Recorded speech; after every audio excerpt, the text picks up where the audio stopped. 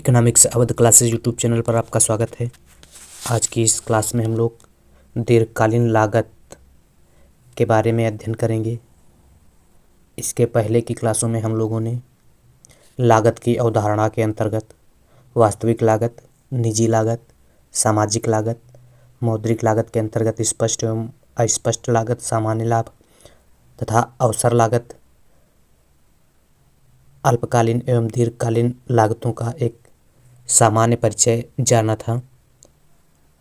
इसके अलावा अल्पकालीन लागत वक्रों में स्थिर लागत और परिवर्तनशील लागत के बारे में हम लोगों ने अध्ययन किया था।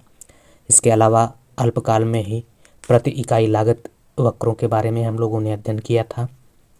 यह सारी क्लासें जो हैं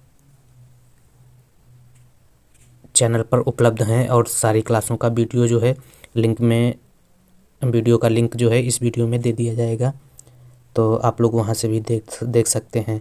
आज की इस क्लास में हम लोग दीर्घकालीन लागत वक्रों के बारे में अध्ययन करेंगे। दीर्घकालीन लागत वक्रों में दीर्घकालीन औसत लागत वक्र LAC तथा दीर्घकालीन सीमांत लागत वक्र LMC के बारे में अध्ययन करेंगे। आज की यह क्लास जो है क्लास BA के विद्यार्थियों के लिए तथा MA के विद्यार्थियों के लिए महत्वपूर्ण है तथा आगामी जो टीचिंग एग्ज़ाम होने वाले हैं, जैसे TGT का एग्ज़ाम, PGT का एग्ज़ाम, KVS NVS के exam, RPSC first and second grade exam, BPSC 4.0 exam तथा असिस्टेंट प्रोफेसर एग्ज़ाम के लिए महत्वपूर्ण है और यहाँ से प्रश्न जो है एग्ज़ाम में मिल सकते हैं। तो आज की क्लास स्टार्ट करते हैं और देखते हैं दीर्घकालीन लागत वक्र LAC क्या होता है, किसे कहते हैं LAC, और LAC का आकार कैसा होता है। तो अगर दीर्घकाल की बात की जाए तो सिंपल है। दीर्घकाल जो है वह समयावधि होता है जो बहुत लंबा समय होता है, लगभग 20 वर्ष के आसपास का समय होता है। और दीर्घकालीन समयावधि ऐसी समयावधि है जिसमें उत्पादक जो है उत्पादन के सभी साधनों में परिवर्तन कर सकता है। उत्पादन के सभी साधनों में परिवर्तन का मतलब हुआ उत्पादक उत्पादन के दौरान श्रम में भी परिवर्तन कर सकता है, तकनीक भी बदल सकता है, पूंजी भी बदल सकता है तथा उत्पादन का पूरा पैमाना बदल सकता है। तो दीर्घकाल जो है वह समयावधि होती है जिसमें उत्पादक जो है उत्पादन के सभी साधनों में परिवर्तन कर सकता है। दीर्घकाल में सभी लागतें जो हैं वह क्या होती हैं, परिवर्तनशील हो जाती हैं, क्योंकि उत्पादक या उद्यमी के पास समय बहुत ज़्यादा बचता है, यह समय बहुत ज़्यादा मिलता है। दीर्घकाल में जो है मांग में परिवर्तन के साथ उत्पादन का पैमाना परिवर्तित होता रहता है।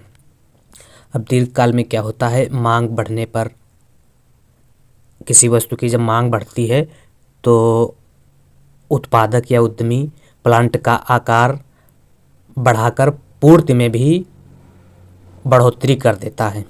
इसी प्रकार से अगर वस्तु की मांग घटती है तो उद्यमी या उत्पादक प्लांट का आकार या पूर्ति कम कर सकता है। दीर्घकाल में उत्पादक या उद्योगपति मांग के अनुसार अपने प्लांट या पैमाने के आकार में परिवर्तन कर सकता है। मांग अगर ज़्यादा है तो प्लांट का आकार बड़ा कर सकता है और मांग अगर कम है तो प्लांट या तकनीक का आकार जो है वह कम कर सकता है। तो एक उत्पादक जो है दीर्घकाल में मांग के अनुसार वस्तुओं की पूर्ति घटा या बढ़ा सकता है। मांग ज़्यादा है तो वस्तु की पूर्ति बढ़ा सकता है और मांग अगर कम है तो वस्तु की पूर्ति कम कर सकता है। इस प्रकार से उत्पादक जो है उत्पादन की एक निश्चित मात्रा के लिए प्लांट के विभिन्न आकारों का चयन कर सकता है। जैसे एग्जाम्पल के रूप में कहा जा सकता है कि जब उत्पादक को 100 इकाई उत्पादित करना है तो वह लागत स्तर कितना होगा, और जब 200 इकाई उत्पादित करना है तो लागत का स्तर कितना होगा। इसी प्रकार से जब उत्पादक को 300 इकाई वस्तुओं का उत्पादन करना है या 300 वस्तुओं की मांग है तो लागत का स्तर कितना होगा। इस प्रकार से एक उत्पादक जो उत्पादन दीर्घकाल में करता है तो अल्पकाल के विभिन्न लागत वक्र बनेंगे। इन्हीं अल्पकालीन लागत वक्रों को मिलाकर दीर्घकालीन लागत वक्र बनाया जा सकता है या बनता है। तो LAC बराबर होता है, अगर LAC निकालने की बात आए या LAC का सूत्र पूछा जाए तो LAC बराबर होता है दीर्घकालीन कुल लागत वक्र LTC अपान उत्पादन की मात्रा। यह जो सूत्र हो जाएगा LAC का। अब LAC एक उत्पादक जो है दीर्घकाल में उत्पादन बढ़ाने के लिए तकनीक में परिवर्तन कर सकता है, श्रम में परिवर्तन कर सकता है। इसके अलावा उत्पादक समय के साथ साथ क्या कर सकता है, उत्पादन के पैमाने में परिवर्तन कर सकता है या उत्पादक प्लांट को ही बदल सकता है। तो यह जो है अल्पकालीन औसत लागत वक्र के संदर्भ में आरेख दिया गया है और यह जो है अल्पकाल से संबंधित है, क्योंकि अल्पकाल में उत्पादक जो है दिए गए प्लांट में से किसी एक ही प्लांट का प्रयोग कर सकता है उत्पादन के लिए। लेकिन दीर्घकाल में क्या होता है, समय बढ़ने के साथ साथ जैसे जैसे मांग बढ़ती है तो उत्पादक जो है वह प्लांट को बदल सकता है। अब आरेख में अगर बात की जाए तो आरेख में SAC1, SAC2 और SAC3 जो है 3 अलग अलग अल्पकालीन औसत लागत वक्रें इसमें दिखाई गई हैं आरेख में, जो अल्पकाल में अलग अलग प्लांट से संबंधित अलग अलग उत्पादन को बताते हैं। अब चूँकि अल्पकाल में उत्पादक के पास समय इतना कम होता है कि वह प्लांट के आकार में किसी भी प्रकार का परिवर्तन नहीं कर सकता है, इसलिए क्या होता है, जब परिवर्तन नहीं कर सकता है तो इसलिए उत्पादक SAC1, SAC2, SAC3 में से 3 प्लांट दिए गए हैं। इन 3 प्लांटों में से किसी एक पर उत्पादन करेगा, जो उसके पास में प्लांट उपलब्ध होगा उसमें वह उत्पादन करेगा। अब क्या होगा, समय कम होने की वजह से जो है अगर मांग बढ़ती भी है तब भी उत्पादक जिस प्लांट में उत्पादन कर रहा है उसी प्लांट में उत्पादन करेगा, प्लांट में परिवर्तन नहीं कर सकता है। अगर दीर्घकाल की बात की जाए तो दीर्घकाल में यदि मांग बढ़ती है तो उत्पादक क्या करता है, एक प्लांट को छोड़कर दूसरे प्लांट को प्राप्त कर लेता है और उत्पादन को बढ़ा सकता है। अब इस आरेख में अगर बात की जाए तो आरेख से स्पष्ट किया जा सकता है।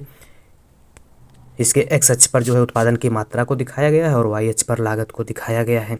इसमें ON रेखा जो है वस्तु को उत्पादित करने के लिए उस प्लांट पर उत्पादन करने की बात करता है जो SAC लागत वक्र द्वारा प्रदर्शित हो रही है।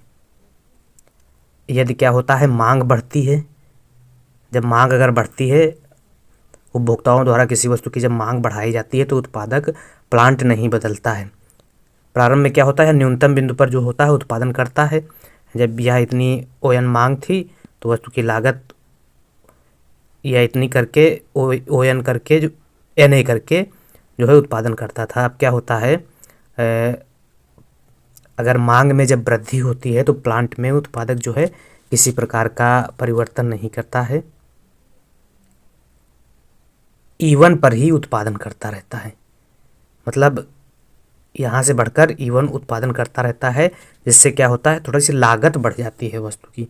लागत कितनी हो जाती है, प्रारंभ में लागत वस्तु की अगर माना जाए NA थी, अगर मांग वस्तु की अल्पकाल में बढ़ती है तो मांग बढ़ने से क्या होता है, उत्पादक जो है प्लांट में परिवर्तन नहीं करता, उसी SAC1 पर ही उत्पादन करता रहता है। तो वस्तु की प्रति इकाई लागत कितनी हो जाती है, E1 N1 हो जाती है, लागत जो है बढ़ जाती है। अब क्या होता है, दीर्घकाल अगर आता है तो अगर दीर्घकाल की बात की जाए तो दीर्घकाल में समय अधिक होने की वजह से उत्पादक जो है मांग बढ़ने पर प्लांट के आकार में परिवर्तन कर देता है। अर्थात मांग के अलग अलग स्तर पर जो है समायोजन के द्वारा प्लांट के आकार में वृद्धि या कमी करके न्यूनतम लागत पर उत्पादन करने का प्रयास करता है। अब यह SAC1 जो है अल्पकाल में उत्पादन को दिखाया गया था, जिसमें प्रारंभ में जो मांग थी, जब उत्पादन ON था तो इतनी मांग थी, तो प्रारंभ में जब मांग थी तो प्रारंभ की मांग के अनुसार जो है प्रति इकाई लागत इतनी थी, मांग यह थी इतनी, प्रति इकाई लागत जो है यह इतनी थी और मांग यह इतनी थी। और अब क्या हुआ, दीर्घकाल में ओएन उत्पादन जो है, यह ओएन उत्पादन यानी लागत पर कर रहा है। दीर्घकाल में ओएन उत्पादन जो है यानी लागत, यह लागत पर कर रहा है। और अगर जब मांग बढ़ती है तो ON1 उत्पादन करता है। या ON प्लांट बदल सकता है ना, तो प्लांट जब बदलने पर ON1 उत्पादन करता है तो मांग कितनी कर रहा है या लागत कितनी है वस्तु की, तब लागत हो जाएगी N1B लागत पर। इसी प्रकार से जब ON2 उत्पादन कर रहा है, ON2 जब उत्पादन प्लांट पे करेगा, ON2 यह हो जाएगा, ON2 उत्पादन पर जो है N2C लागत पर प्राप्त करता है। ON2 उत्पादन जो है N2C लागत पर प्राप्त करता है। और यही जो है, यह जो SAC1, SAC2 और SAC3 हैं, यही प्रत्येक उत्पादक के स्तर से संबंधित औसत लागत हैं। यह क्या है, प्रत्येक उत्पादन से संबंधित जो है अवसर लागत हैं और उत्पादन के विभिन्न स्तरों से संबंधित जो न्यूनतम लागत को प्रदर्शित करने वाले विभिन्न बिंदुओं, जिसमें ABC से जाने वाला वक्र जो होगा वह दीर्घकालीन औसत लागत वक्र कहलाएगा, जो कैसा बन जाएगा, U आकार का ही बन जाएगा। दीर्घकालीन लागत वक्र की अगर बात की जाए तो दीर्घकालीन लागत वक्र जो है, यह आरेख दीर्घकालीन लागत वक्र का है, जो हम लोग ये अभी पीछे पढ़ चुके थे।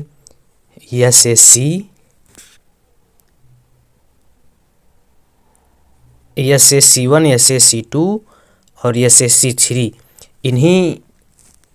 इनमें जो ये बिंदु हैं, इन्हीं बिंदुओं को मिलाता हुआ जो आरेख बनेगा, उसी आरेख को, यह जो आरेख बना है LAC का नाम दिया गया है, LAC हो जाएगा। तो आरेख में जो है यह x अक्ष है, y अक्ष है, x अक्ष पर लागत है और x अक्ष पर उत्पादन और y अक्ष पर लागत को लिया गया है। इसमें LAC और SAC, इसमें आरेख में SAC1, SAC2, SAC3, SAC4, SAC5 जो है अनेक प्लांटों को प्रदर्शित करने वाली अल्पकालीन औसत लागत वक्रें हैं और इन वक्रों को स्पर्श करता हुआ एक वक्र खींचा गया है जिसे दीर्घकालीन औसत लागत वक्र कहते हैं। तो दीर्घकालीन औसत लागत वक्र किसे कहा गया है, जो अल्पकालीन औसत लागत वक्रों को स्पर्श करता हुआ बिंदु जो खींचा गया है आरेख, उसी को दीर्घकालीन औसत लागत वक्र कहा जाता है। इस प्रकार से कह सकते हैं कि दीर्घकालीन औसत लागत वक्र LAC विभिन्न अल्पकालीन औसत लागत वक्रों की स्पर्श रेखाओं का बिंदुपथ हो जाएगा। तो दीर्घकालीन औसत लागत क्या है, विभिन्न अल्पकालीन औसत लागत वक्रों की स्पर्श रेखाओं का बिंदुपथ दीर्घकालीन औसत लागत होगा। LAC का स्वरूप जो है U आकार का होगा, पर LAC SAC की अपेक्षा अधिक चपटा हुआ होगा। समयावधि जितनी ही ज़्यादा होगी, LAC का आकार जो है उतना ही अधिक चपटा हुआ होगा। अभी इस आरेख में एक ध्यान देने वाली बात यह है कि जब LAC वक्र गिर रहा है, यह क्या है, जब LAC वक्र गिर रहा है, यह LAC वक्र गिर रहा है, तो जब LAC वक्र गिर रहा है तो यह SAC के गिरते हुए भाग को स्पर्श करेगा। E और A पर यह क्या कर रहा है, गिरते हुए भाग को स्पर्श कर रहा है। और जब LAC ऊपर उठता है तो यह SAC के उठते हुए भाग को स्पर्श कर रहा है। यहाँ पर यह उठते हुए C और D पर उठते हुए भाग को स्पर्श कर रहा है। अब एक ऐसा बिंदु आता है B, जहाँ पर LAC केवल एक SAC के न्यूनतम बिंदु पर स्पर्श कर रहा है, जहाँ कौन सा, यह B बिंदु है। इस प्रकार से स्पष्ट है कि प्रत्येक SAC के न्यूनतम बिंदु पर LAC स्पर्श नहीं करता है, हर जगह उसके न्यूनतम बिंदु पर स्पर्श नहीं करता है, बल्कि क्या होता है, उत्पादन के केवल अनुकूलतम बिंदु पर स्पर्श करता है, अनुकूलतम बिंदु पर स्पर्श कर रहा है। इस प्रकार से अल्पकालीन लागत वक्र की ही तरह इसका स्वरूप जो है अंग्रेजी अक्षर के U के समान होता है। यह कैसा बना है, अंग्रेजी अक्षर के U के समान, लेकिन यह चपटा हुआ बना है। पर एस ए सी की अपेक्षा जो है यह क्या है, अधिक चपटा हुआ है।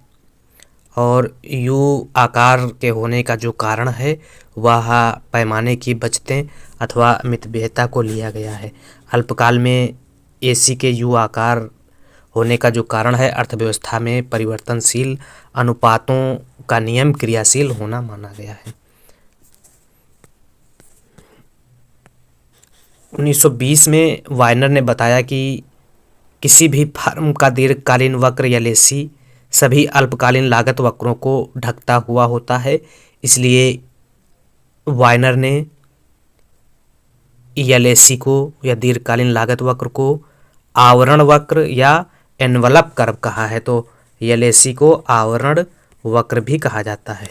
यह भी एग्जाम में पूछा जाता है कि किस वक्र को एलएसी वक्र कहा जाता है, किस वक्र को आवरण वक्र कहा जाता है। तो दीर्घकालीन लागत वक्र को आवरण वक्र कहा जाता है। दीर्घकालीन लागत वक्र को आवरण वक्र कहा जाता है। अब यह एलएसी के संबंध में कुछ महत्वपूर्ण बातें थी जो हमने विस्तार से बताई हैं। अब एक प्रश्न उठता है कि क्या दीर्घकालीन लागत वक्र सीधी रेखा के रूप में हो सकता है? तो दीर्घकालीन लागत वक्र जो है एक सीधी रेखा के रूप में हो सकता है। कब सीधी रेखा के रूप में होगा दीर्घकालीन लागत वक्र? तो जब उत्पादन सहजातीय तथा रेखीय होता है तो एलएसी जो है एक सीधी रेखा के रूप में होता है। जब उत्पादन सहजातीय या रेखीय स्वरूप का होता है तो उत्पादन जो है वो दीर्घकालीन लागत वक्र जो है सीधी रेखा के रूप में होगा। यह बना हुआ है आरेख। एलएसी उत्पादन के प्रत्येक स्तर पर स्थिर रहेगी और उसको प्रदर्शित करने वाला यह एलएसी आधार अक्ष के समांतर होगा तथा प्रत्येक अल्पकालीन औसत लागत वक्र एसएसी के न्यूनतम बिंदु एलएसी न्यूनतम बिंदु को एलएसी स्पर्श करेगा। तो एलएसी क्या होगा? अगर हम तीन प्लांटों की बात करें एसएसी, यह एसएसी और एसएसी 1 हो जाएगा, ये 2 हो जाएगा, ये 3 हो जाएगा। अब हमें अगर सीधी रेखा के रूप में एलएसी बनाना है तो यह एलएसी जो बनेगा वह इसके न्यूनतम बिंदु को स्पर्श करता हुआ जाएगा। यह एलएसी का आकार बन जाएगा। यह E1 हो जाएगा, E1, E2 और यह E3 हो जाएगा। तो यह आरेख बन जाएगा एलएसी वक्र का।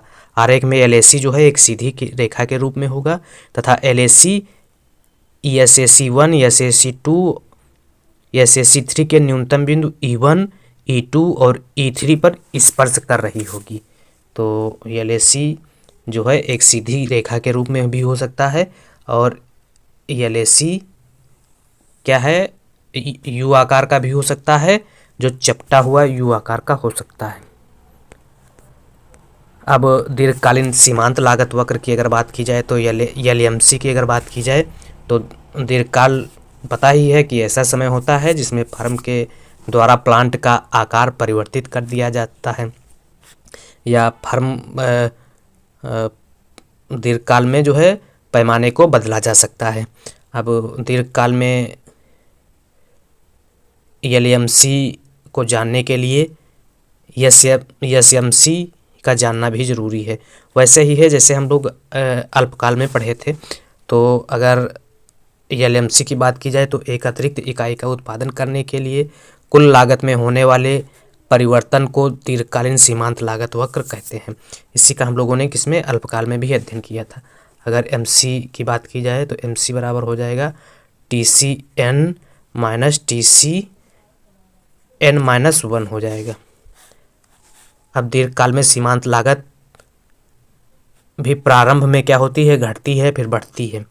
और एक फर्म का दीर्घकाल में अनुकूलतम संयंत्र कहाँ होगा, इसका निर्धारण करने के लिए दीर्घकालीन और अल्पकालीन लागत वक्रों का प्रयोग करते हैं, जिसका जो ई बिंदु पर आरेख में जो है जहाँ पर अनुकूलतम संयंत्र की बात की गई है, जहाँ पर एलएसी बराबर एलएमसी बराबर एसएसी बराबर एसएमसी होगा, जहाँ पर क्या होगा यह एलएसी एलएमसी बराबर होंगे एसएसी एसएमसी के बराबर होते हैं। उस बिंदु पर जो है अनुकूलतम संयंत्र का बिंदु होता है, या उस बिंदु को अनुकूलतम संयंत्र का बिंदु कहा जाता है। यह बिंदु फर्म के अनुकूलतम उत्पादन की स्थिति को प्रदर्शित करता है। इसलिए आरेख में क्या हुआ है, तो आज की इस क्लास में हम लोगों ने दीर्घकालीन लागत विश्लेषण के बारे में अध्ययन किया, जिसमें हम लोगों ने दीर्घकालीन औसत लागत वक्र ELAC और दीर्घकालीन सीमांत लागत वक्र ELMC के बारे में विस्तार से अध्ययन किया। अब ELAC और LMC से जो इम्पॉर्टेंट प्रश्न हैं एग्ज़ाम में पूछे जाते हैं, उन प्रश्नों को जान लेते हैं। क्या क्या प्रश्न हैं जो एग्ज़ाम में पूछे जाते हैं, उन प्रश्नों में देखते हैं क्या प्रश्न है। यह प्रश्न है, दीर्घकालीन सीमांत लागत वक्र का आकार कैसा होता है? तो यह अंग्रेजी अक्षर के U आकार की तरह होता है, लेकिन यह क्या होता है, चपटा हुआ होता है। दूसरा प्रश्न है, आवरण या लिफाफा वक्र किसे कहते हैं? तो ELAC वक्र को या दीर्घकालीन औसत लागत वक्र को आवरण वक्र या लिफाफा वक्र कहते हैं। इसके अलावा तीसरा प्रश्न क्या है, ELAC की प्रत्येक बिंदु क्या व्यक्त करती है? तो ELAC की प्रत्येक बिंदु जो है नए प्लांट को व्यक्त करती है। अगला प्रश्न है, जब ELAC घटती है तो SAC के घटते हुए हिस्से को स्पर्श करती है। देखिए यह आरेख जो है हम बनाए थे, यह आरेख बना है ELAC और यह आरेख SAC का हो जाएगा। और जब बढ़ती है ELAC तो यह SAC के बढ़ते हुए हिस्से को स्पर्श करती है। तो अगला प्रश्न देखते हैं क्या है, जब ELAC न्यूनतम होती है तब, तो ELAC SAC के न्यूनतम बिंदु पर स्पर्श करती है। न्यूनतम बिंदु पर जो ELAC होता है उसे अनुकूलतम प्लांट कहा जाता है। और जब ELAC बढ़ती है तब क्या होता है, तो वह ELAC SAC के बढ़ते हुए हिस्से को स्पर्श करती है। इसके अलावा ELAC को लिफाफा वक्र या एनवलप वक्र किसने कहा? तो वाइनर ने 1920 में ELAC को लिफाफा वक्र या एनवलप वक्र की संज्ञा दी थी। अगला प्रश्न है, इसी में दीर्घकालीन सीमांत लागत वक्र व्युत्पन्न किया जाता है। तो विभिन्न अल्पकालीन सीमांत लागत वक्रों को काटते हुए जो वक्र गुजरते हैं वही वक्र दीर्घकालीन सीमांत लागत वक्र ELMC को व्यक्त करते हैं। तो आज की यह क्लास जो है